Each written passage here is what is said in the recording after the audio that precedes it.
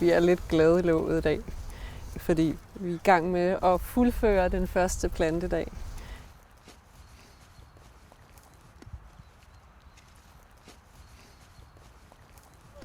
Og det er ligesom sådan hele ideen med skovbrug, det er at skabe skov.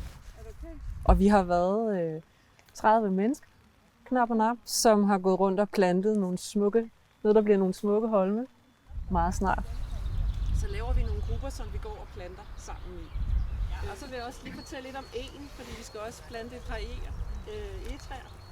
Vi vil gerne plante skov der, hvor vandet er truet, og det er sådan set både drikkevandet, altså tæt på vandboringer, men det er også grundvandet. Gruppe 7! Fordi det handler ikke bare om os som mennesker, det handler om at passe på vandet og være med til at skabe mere vand på jorden i det hele taget. Så skal det jo nok ikke være så stort et hul den her Nej, gang. jeg tænker faktisk godt lige over det. Hvad kører I her? Nej. Vi kører i gedeblad.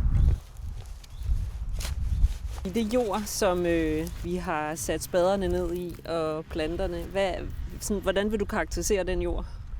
Den vil jeg umiddelbart karakterisere som et voksemedium, der har været beregnet til planteavl.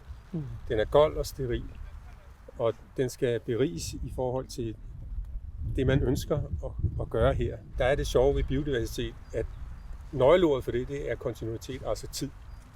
Hvis du virkelig ønsker at skabe biodiversitet, som er så rodfæstet som muligt, så er det faktisk også en proces, der kræver tid. Nu sidder der en regnorm. Det der. Mega fuld med Men den kommer med ned de bare igen. venter på at få et eller andet.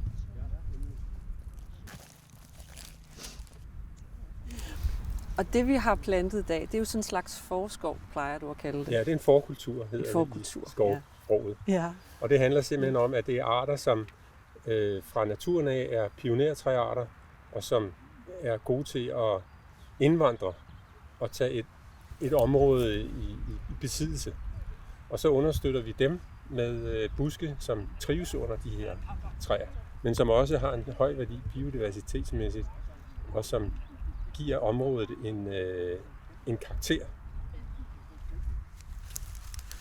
Der kan nemlig godt være noget mere af det her. Fordi at jeg kan se, at De bliver plantet med kærlighed. det er nemlig det.